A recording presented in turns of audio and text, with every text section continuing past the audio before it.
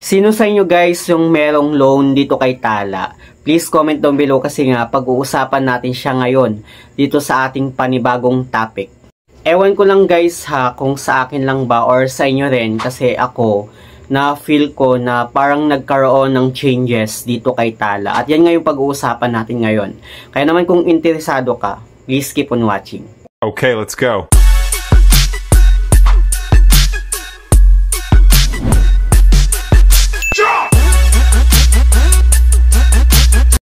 So hi guys, it's Ciel Mariano and welcome back to my vlog. At ito guys no, yung first vlog ko ngayong 2025. For today's video nga guys no, pag-uusapan nga natin itong si Tala na kung saan nagkaroon nga siya ng changes based guys sa aking experience sa kanilang applications. Hindi ko alam guys no kung sa akin lang ba nangyari ito. Kasi guys, almost 2 years or magto 2 years na ko na siyang ginagamit. And as of now, gamit na gamit ko pa rin talaga itong si Tala. May tatlong bagay akong na-experience guys dito kay Tala. Una na dyan is tinanggal nila yung wallet ko doon sa kanilang applications. Kasi nag-email sa akin si Tala guys. Ilalagay ko lang dyan sa my screen yung screenshot ng email nitong si Tala. Sinubukan ko naman guys no na mag-reach out sa kanila, nag-email ako sa kanila pero wala pa rin silang feedback about dun sa issue, dun sa wallet ko na ibalik nila nga yung wallet ko. So ano nga ba guys no itong wallet ni Tala? Okay, ako kasi guys no kapag once na nag-re-apply ako ulit dito kay Tala at na-approve na naman yung aking loan applications, inoperan ako ng credit limit, dinidiretso ko siya guys muna sa wallet ko kay Tala. Actually, marami namang cash out option na pwede nating pagpilian. Kung sakali na gusto nyo namang idiretso agad sa e-wallet nyo like GCash, Maya, pwede guys. And pwede rin sa bank or pwede rin naman sa mga remittance store. Pero ako kasi guys, no, dinidiretso ko siya muna dun sa wallet ko. Then, from wallet ni Tala, tsaka ko siya ita-transfer to GCash sa GCash account ko. And wala siyang kaltas guys. And pangalawa naman guys no, sa mga na-experience ko dito kay Tala is hindi nabuo yung amount na ma-receive mo sa kanya kapag once na nag-transfer ka nga sa e-wallet mo or sa bank account. Like, meron na siyang kaltas or transfer fee na 15 pesos. Actually, maliit lang siya guys, pero malaking impact pa rin yun kasi nga dati wala siyang kaltas. So, dito nga guys, no, i-share ko sa inyo na approve pa din yung applications ko sa kanya after 2 months. Kasi 2 months talaga guys, no, yung pinipili ko na repayment sa kanya. And dito guys, no, from 4,500, dumagdag nga siya ng 500. So, naging 5,000 siya guys. Ganon kagalante na mag-increase ng credit limit itong si Tala. So, dito tayo guys no, sa kanyang borrowing summary or yung kanyang loan details. Bali, 2 months nga yung pinili ko na kanyang repayment and yung borrowed amount na hinamit ko sa kanya is 5,000. Meron siyang one-time processing fee guys na 199 pesos. At yung kanyang service fee is 1,311 pesos. So, ganun guys, kalaki yung kanyang service fee.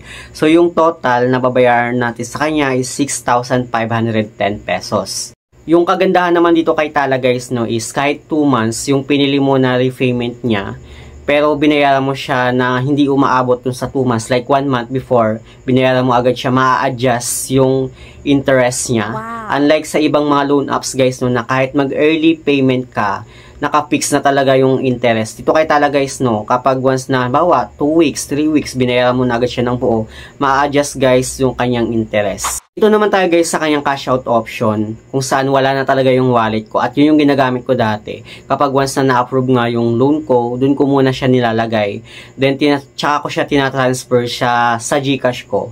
And wala nga siyang kaltas. Pero dito guys no, ang option ko na lang is e-wallets, banks, tsaka yung payment centers. Bali meron na siyang mga transfer fee guys no. Sa e-wallet 15 pesos, sa bank 15 pesos at sa payment centers guys is 55 pesos and above. Pero dati guys no, tinry ko din naman yung e-wallet nung hindi ko ginamit yung wallet. Magkaiba kasi yung e-wallet sa wallet guys ni Tala. Yung tinry ko dati guys yung e-wallets and wala siyang kaltas dati guys dun sa last na re-apply ko sa kanya dito kay Tala. Alam ko naman guys no, na maliit lang naman yung kinakaltas na transfer fee nitong si Tala, which is 15 pesos lang naman unlike sa ibang mga Ola, na sobrang laki na kinakaltas. Pero guys, sobrang laki pa rin ang impact niya.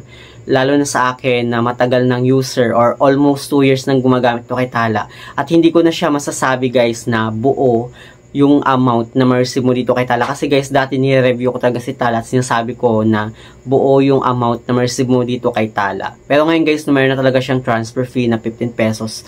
So, sa pangatlong changes naman tayo ni Tala guys, no? Kung saan tumatawag na nga yung kanyang mga agent before your due date. Kasi guys, na-experience ko talaga siya. Kung saan may tumatawag sa akin na nung number.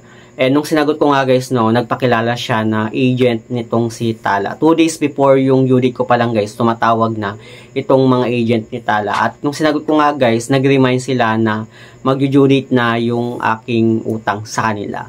Pero dati guys, no, hindi naman tumatawag yung mga agent nitong si Tala, kundi nagte-text lang itong si Tala at nag-notification na malapit na yung due date mo, ganun. Pero ngayon guys, no, tumatawag na talaga yung mga agent ni Tala, which is na-experience ko talaga siya. 2 days pa lang before yung due date ko, tumatawag na yung agent ni Tala at nag-remind sila na babayaran ko na daw. Kailangan ko ng bayaran or masettle yung loan ko sa kanila. So far guys, mababait naman yung agent nitong si Tala. Nag-remind lang naman sila about nga sa upcoming due date mo. Pero guys, nakakapanibago lang kasi almost 2 years ko nang ginagamit itong si Tala. At ngayon ko lang na-experience na tawagan ako ng agent para i-remind ako dun sa upcoming due date ko sa kanya. Anyway guys, sa mga merong loan dito kay Tala, comment down below kung na-experience nyo din ba yung na-experience ko about sa kanilang applications at sa kanilang mga agent, yung pagtawag ng kanilang mga agent.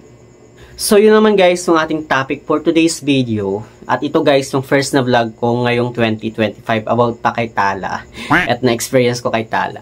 So, yun naman guys, no. Anyway, Happy New Year sa inyong lahat.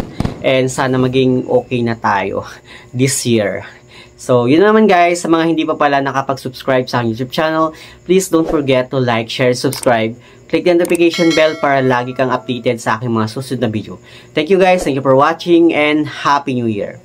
Bye!